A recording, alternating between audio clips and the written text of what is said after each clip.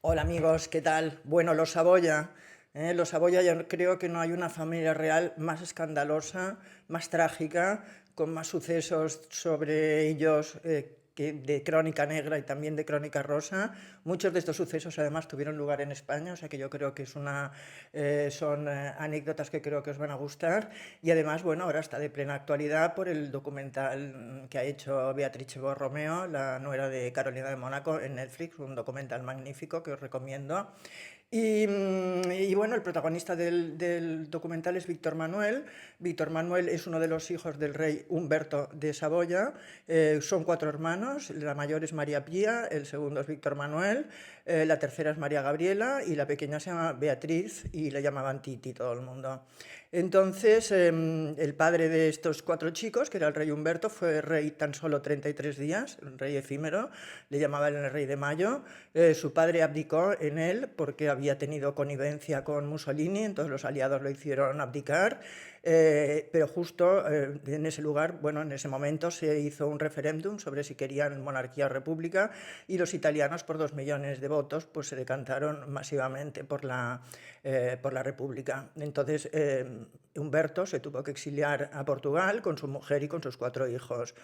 Humberto y la princesa María José de Bélgica se habían comprometido cuando eran niños, o sea, era un matrimonio arreglado, como había entre las familias reales de esa época, y se habían casado muy jóvenes y realmente nunca había habido amor entre ellos. Se decía que Humberto era homosexual, se le habían atribuido varias parejas, desde el boxeador Primo Carnera hasta el actor francés Jean Marais. Incluso Luchino Visconti, director de cine, que era noble, como sabéis, en sus memorias escribió que habían tenido una relación homosexual durante bastante tiempo. Todo el mundo lo sabía y lo comentaba, ¿no?, en Italia, pero hay que decir que el hijo de Víctor Manuel lo ha negado siempre esto, ha dicho que esto eran maniobras de los fascistas de Mussolini para desacreditar a la familia real y creo que incluso se ha querellado con algún medio que han dicho esto. Entonces, los cuatro hijos, también se decían que los cuatro hijos del matrimonio no eran hijos de Humberto, concretamente Víctor Manuel decían que era hijo de su primo, del duque de Aosta, que también pretendía al trono italiano. Y bueno, entonces el caso es que se fueron a Estoril, cogieron una casa a la que llamaron Villa Italia, en Estalagem de Ferrol, muy cerca de donde vivían los condes de Barcelona, es decir, la familia exiliada española. Y María José hizo el paripé durante unos cuantos meses y es muy curioso porque en estos meses que estuvo viviendo con su familia, que fue la única vez que tuvieron vida familiar todos al completo, tenían un espía, ¿no?, un espía que les había puesto el gobierno portugués, se llamaba Enrique Viana, y este espía pues anotaba meticulosamente lo que hacían, todo lo que hacían durante todos los días. Tenemos estas notas, han transcrito estas notas y entonces vemos que, bueno, que hacían una vida. María José sobre todo, Humberto no, pero María José salía, tenía amigas, salía todas las noches y tal, y concretamente en una boate, como se llamaba entonces, que se llamaba Barcavela, estaban ahí tomando algo y fue el dueño y los expulsó de esta boate porque María José se le ocurrió encender un puro y en esa época pues que una mujer fumara un puro era como una especie de pecado mortal, sobre todo bueno, en esa época, ¿no?, en esos años y en un país como Portugal que es, bueno, que está ahí a la par que España prácticamente, ¿no? Y bueno, y María José aguanta unos cuantos meses y luego al final se fue a Suiza, a vivir a Suiza. Se separaron definitivamente, nunca más volvieron a vivir juntos y entonces ya teóricamente se repartieron los hijos, los dos pequeños se quedaron con Humberto en Portugal y los dos mayores se fueron con María José, pero como María José empezó a viajar muy pronto, era una mujer muy elegante, muy sofisticada, bueno, tenía también grandes intereses, ¿no?, grandes ocupaciones, le encantaba viajar, compró una casa, una finca muy buena en Cuernavaca, en México, iba a Estados Unidos, o sea, se movía muchísimo y entonces no tenía tiempo de ocuparse de sus hijos y se los llevaba el padre para que estuvieran en Estoril. Humberto, tengo que decir que tampoco se ocupaba de sus hijos, es decir, que estos cuatro niños, la verdad es que nacieron, se criaron en una familia sin amor, o sea, no tuvieron lo más importante en esos años, que es el amor de sus padres, ¿no? Humberto era una persona muy curiosa Era muy peculiar en el exilio portugués, ¿no? Donde había tantas casas reinantes destronadas ahí viviendo. Esto lo ha explicado muy bien Ricardo Mateos, que tiene un libro que os recomiendo exactamente sobre esto, sobre estos años de Estoril, los años dorados de Estoril. Y Humberto era como el más extravagante, porque, por ejemplo, mientras los otros iban a beber y todo esto, pues él lo que hacía era, se dedicaba a la numismática y la filatelia. Leía mucho. Luego, por ejemplo, tenía en su jardín, había puesto limoneros, y entonces, como no crecían con suficiente rapidez los limones, los llenaba de limones de plástico. Y luego por las noches, cuando los otros iban o por las mañanas cuando los otros iban a jugar al golf, o por las noches cuando se iban por allí de copas y todo eso, él se iba a caminar incansablemente por el monte de Estoril, ¿no? Con el Rolls Royce y el chofer detrás, a 5 pasos detrás, y él caminando, caminando, caminaba hasta el amanecer, y al amanecer se iba al puerto en el momento en que llegaban los pescadores, ¿no? Con las canastas, ¿no? de pescados, porque era una estampa que le encantaba, conocía a todos, hablaba con todos, no iba nunca con corbata, iba con fular, o sea que era una persona, bueno, hoy diríamos que era una persona muy moderna, la verdad. Entonces los hijos, bueno, como he dicho antes, crecieron muy asilvestrados. María Pía se casó, conoció, fue el único matrimonio que salió del crucero Agamenón, del que os hablé hace poco. Se casó con un príncipe de Yugoslavia, que se separó, luego se separó y se casó creo que 2 veces más. Y Víctor Manuel tenía una característica, bueno, Víctor Manuel, toda la gente que lo conoció, que yo conocí mucha gente que lo conoció en aquella época, me lo describen como antipático y remilgado. Me decían que caía mal a todo el mundo, que todo el mundo lo detestaba. O sea que esta gran amistad que decían que tenía con Juanito, pues la verdad es que no era verdad. El que era muy amigo era Alfonsito, de la pequeña, de Beatriz, de Titi, y Pilar era muy amiga de María Gabriela. Pero Víctor Manuel tenía una característica que era que le volvían loco las armas. Bueno, en esa época acabábamos de salir de una guerra mundial, ¿no? O sea, que decir que había chicos jóvenes que habían estado ya en el maquis o que habían estado armados, ¿no? Habían vivido por encima de lo que tocaba su edad, ¿no? Y tampoco era tan raro esto de saber manejar un arma, la verdad.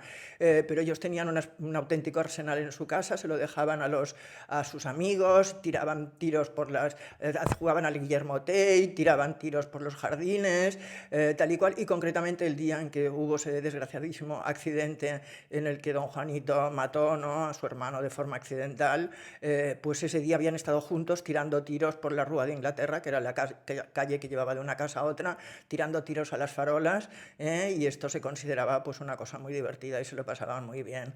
Claro, esta gran tragedia, ya sabéis que dividió la vida de toda esta familia en dos, ¿no? Antes de la muerte de Alfonsito y después de la muerte de Alfonsito. Tenemos imágenes de Víctor Manuel yendo al entierro de Alfonsito, ¿no? Y la verdad es que se le ve como estupefacto, ¿no? Cómo ha podido pasar eso. Pero bueno, la afición por las armas a ninguno de ellos se le pasó con este suceso tan atroz, ¿no? Pues María Gabriela en esa época pues ya era novieta, por decirlo de alguna manera, de don Juan Carlos. Luego fue algo más incluso, fue novia más formal, estuvieron 4 o 5 años juntos.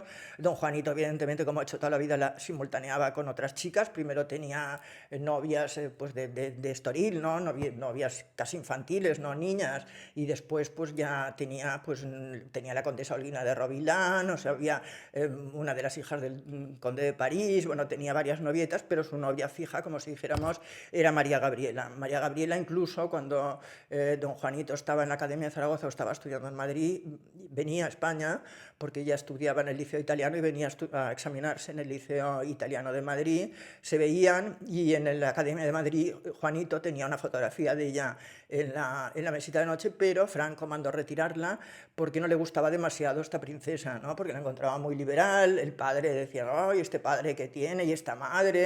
Este ambiente a mí no me gusta, y tal y cual. Y en esos días salieron precisamente unas fotografías de María Gabriela, que yo las recuerdo. Salieron unas fotografías de María Gabriela en un periódico, en una revista, en la Feria de Sevilla, con el regionador Ángel Peralta, que en esa época era el don Juan, era un tío guapísimo, que las ligaba todas. Bueno, había estado con todas las mujeres guapas y artistas y extranjeras que venían. Y entonces, bueno, eran unas fotos muy inocentes, la verdad, pero en ese momento Perdón, en ese momento pues se vio como si fuera un escándalo tremendo, ¿no? Y Franco dijo, no, anatema, tenemos que buscar otra princesa. Y fue cuando apareció en el horizonte doña Sofía. Bueno, doña Sofía o doña Irene, porque al principio no sabían muy bien cuál de las dos tenía que casarse con Juanito. Pero realmente quien fue en esa época la protagonista de la prensa, que salía continuamente, estamos hablando de los años 60, ¿no? 60, principios de los... Sí, 60. Quien fue realmente la protagonista, sobre todo de la crónica negra, pero también de la crónica social de España, fue la pequeña Beatriz Titi, que se convirtió, que era una especie como de Ava Gardner, ¿no?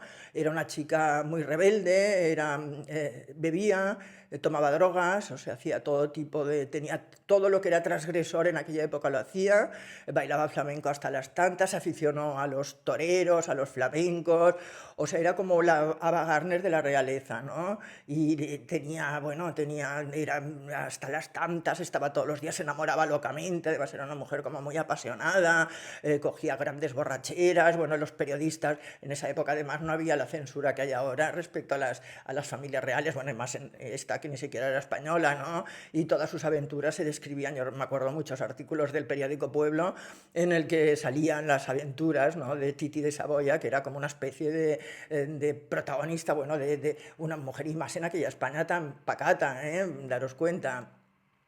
Y la culminación fue, ella cogió un pequeño apartamento en la Castellana, lo cuenta el periodista Manuel Román esto, cogió un pequeño apartamento en la Castellana, se enamoró locamente del torero victoriano Roger Valencia, que es el padre de Paloma Cuevas, ¿no? Que ahora está con Luis Miguel, o sea que es una presencia también constante en las revistas de sociedad. Él no le hizo caso, bueno, quizá alguna noche tuvo algún rollete, pero luego dejó de hacerle caso, pero ella se enamoraba de verdad. Y entonces ella lo que hizo fue dispararse, tenía un arma, iba siempre armada, todas iban armadas siempre, con un arma en su apartamento, se disparó en la barriga, y entonces, bueno, la encontró una chica de servicio, creo, la llevó al hospital, intentó reanimarla, bueno, al final la curaron. Primero dijeron que había sido un accidente, que limpiando la pistola se le había disparado, y luego ya las crónicas ya dijeron, no, que se ha intentado suicidar por Victoriano Roger Valencia. Entonces lo que hicieron fue ingresarla en la clínica López Ibor, una clínica mental que había entonces, que era la única que había, que era la mejor. Le dieron electroshocks, se escapó de la clínica varias veces, la volvieron a encontrar. Y entonces de repente apareció en su horizonte un actor muy mediocre, una especie de...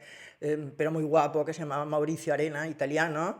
Y entonces, pues la pobre Titi, que ya estaba la más desequilibrada, ya en fin, con los tratamientos de electroshock y todo esto, ya no sabía ni dónde estaba, pues otra vez se volvió a enamorar locamente de este hombre, se quería ir con él de viaje, quería casarse con él, huyeron juntos, estuvieron circulando por todo el mundo, bueno, él no tenía un duro, evidentemente, salían en las fotografías diciendo yo me quiero casar con ella, es lo que más quiero, la adoro, tal y cual, y bueno, y lo que pasó es que en un aeropuerto, en el aeropuerto de Suiza, lo detuvieron porque era bígamo encima, habían descubierto que se había casado varias veces, entonces lo detuvieron y entonces a ella pues dijeron, bueno, pues esta chica, bueno, ya desesperada, gritando en el aeropuerto, hubo un follón tremendo y tal y cual, y bueno, la familia ya no sabía qué hacer. María Gabriela, la despechada por don Juanito, se había casado con un millonario, con el millonario Robert de Balcán, y este Robert de Balcán dijo, bueno, pues lo que tenemos que hacer es buscarle un marido, que eran las soluciones de aquella época. Y entonces, yo estaba casualmente en esa época, yo era joven, bueno, creo que no estaba en la universidad todavía, y me acuerdo que en esa época yo estaba visitando a mi padre, que en esa época mi padre vivía en Milán, y salió todo esto en la prensa italiana, salió... Todas estas aventuras de Titi salían en la prensa italiana y en la portada de todos los periódicos de las revistas italianas. Y entonces le encontraron un funcionario del consulado argentino en Milán. Luego vendieron que era embajador y que era embajador en las Naciones Unidas, embajador en Milán, que tenía una carrera diplomática impresionante. Yo recuerdo que en esa época, una palabra que se me ha quedado en esa época, la prensa italiana lo definía como un fattorino, que creo que es un funcionario abajo en el escalafón, ¿no? Y entonces lo casaron con este con la condición de que cuando se casaran tenían que irse a vivir a México. Querían sacarla de Europa, no podían más de los escándalos, el padre no podía más, la madre no podía más, nadie podía más, y como la reina María José tenía muchas relaciones tanto en Estados Unidos como en México, pues al final decidieron irse a México. Él estuvo, pusieron, bueno, lo colocaron en la embajada de Argentina en México, creo, y entonces tenían esta finca magnífica en Cuernavaca que había sido de María José y se la cedieron a ellos. Entonces vosotros diréis, ay, bueno, pues esta historia terminó bien y fueron felices. Bueno, pues no, porque fue a peor todo. Luis Reina, que era como se llamaba, luego le añadieron el D y muchos apellidos así rimbombantes, pero su nombre era Luis Reina. Luis Reina, ella ya era una persona desequilibrada, tenía muchos problemas de alcohol, se decía, pero yo creo que también de drogas, y luego tenía un fallo mental, evidentemente, tenía algo. Y entonces su matrimonio, tuvieron 3 hijos, uno de los hijos murió a los pocos días de nacer, otro hijo se tiró por la ventana, que este era otro suicidio que había copiado de su madre, porque su madre, me he olvidado de deciroslo antes, cuando Luis Reina no estaba muy seguro si casarse con ella o no, dudaba, y ella para presionarlo se tiró por la ventana, también se bebió una botella de whisky entera y se tiró por la ventana y tuvo una conmoción cerebral gravísima. Entonces el pobre hombre este pues se había presionado y se casó con ella, ¿no? Bueno, pues este hijo, copiando quizá lo de su madre, se tiró por la ventana en Boston, donde estaba estudiando, y esto, bueno, pues esto fue el final de su matrimonio. Creo que continuaron viviendo juntos, pero cada día, cada uno haciendo su vida. Y ahora me diréis, bueno, pues ya está, ¿no? No, bueno, pues que entonces pasó lo peor, que a lo mejor los amigos mexicanos que estáis aquí mirando este vídeo os acordáis, en el año 1999 encontraron a Luis Reina en su casa a ver, lo tengo aquí apuntado, en la colonia Palmira de Cuernavaca. Se lo encontraron muerto en la bañera y tenía una cuerda atada al cuello y otra cuerda atada al miembro. Entonces la casa estaba como... no es que hubieran intentado robar o hubieran destrozado la casa para encontrar algo, sino que la casa estaba en un estado de suciedad, ¿no? Que se notaba que hacía una vida totalmente... bueno, fuera de las convenciones sociales, ¿no? Había muchas personas, luego los vecinos dijeron que había muchas personas que entraban y salían, se detuvieron a 6 personas del grupo de él, Titi ni siquiera quiso ir a reconocer el cadáver, ni fue al entierro, ni nada. Entonces, al final se archivó, creo, el crimen este como un crimen pasional, sexual, no se sabe si era un ritual sexual o lo que era, pero vamos, o sea, con esto ya quedó la pobre Titi absolutamente devastada, ¿no? Tiene una hija, yo he estado intentando ahora averiguar qué es de su vida, tiene 80 años, vive en Cuernavaca, en su finca de Cuernavaca, y la verdad es que no tengo más referencias de lo que ha sido de su vida. Bueno, Víctor Manuel mientras ocurrían todas estas cosas a su hermana, también se enamoró de una chica que no era de la realeza. Humberto siempre pensó que su hijo, ¿no? Que era el heredero, era el príncipe de Piamonte, como se llaman los príncipes herederos en Italia, se casaría con una mujer de sangre real, ¿no? Para intentar, bueno, es totalmente irreal que la monarquía vuelva a Italia, ¿no? Tampoco es irreal que vuelva a Francia, pero bueno, como volvió en España, siempre España ha dado mucha esperanza a todos estos príncipes en el exilio. Entonces creía que se iba a casar con una chica de sangre real y no, se enamoró de una campeona de esquí acuático, Marina Doria. Fueron protagonistas también de todas las portadas, ¿no? De las revistas del corazón de aquella época, porque era el amor, ¿no? Que no querían, ellos se iban y nos queremos, pero mi padre no quiere. Estuvieron luchando contra viento y marea. Era un poco lo mismo del príncipe Harald y Sonia Haraldson, ¿no? También amores de estos que no convienen, pero que ellos están, bueno, no pueden hacer otra cosa que estar juntos. Y al final se casaron en Las Vegas, un matrimonio en Las Vegas. Él encontró un trabajo con el Shah del Irán, creo que lo encontró a través de don Juan Carlos, no estoy muy segura. Empezó a estar bien de dinero y entonces se casaron también en Teherán. Marina Doria ha estado a su lado siempre, o sea, ha sido una mujer con un comportamiento ejemplar, porque con todas las cosas que ha pasado él, ella se ha mantenido, tiene fe en su marido y se ha mantenido a su lado.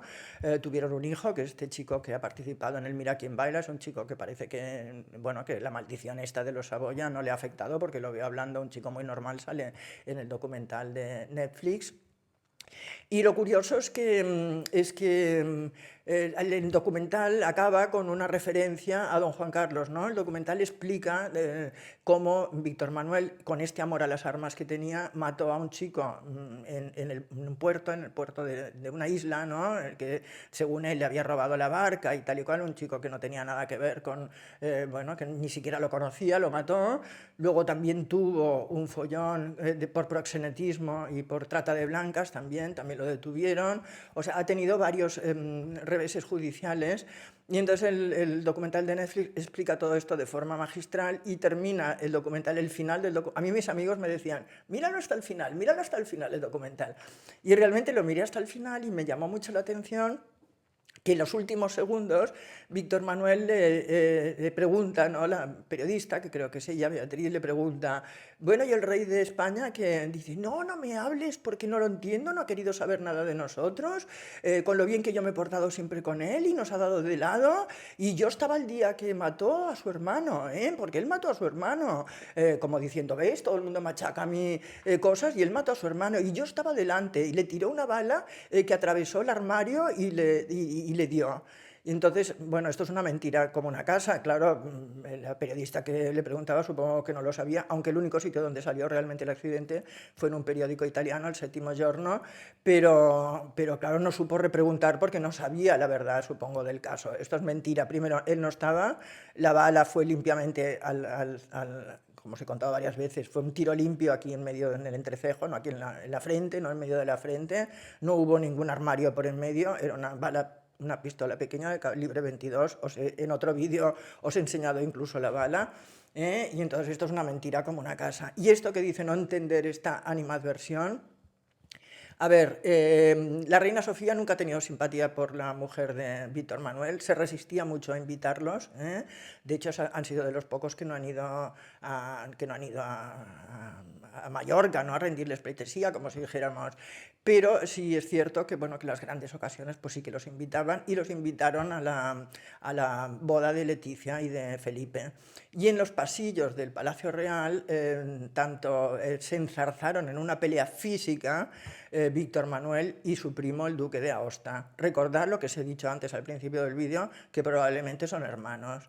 Entonces se enzarzaron a gritos, se enzarzaron a puñetazos, uno tiró al suelo al otro, eran dos personas mayores, o sea que tenían casi 80 años, bueno, 70, 70 y pico, y se enzarzaron ahí en una pelea tremenda y se tuvo que meter en medio Ana María de Grecia, la mujer de Constantino, porque uno de ellos ya estaba con un arma, ya intentando sacar incluso un arma, y aquello yo no sé cómo hubiera terminado.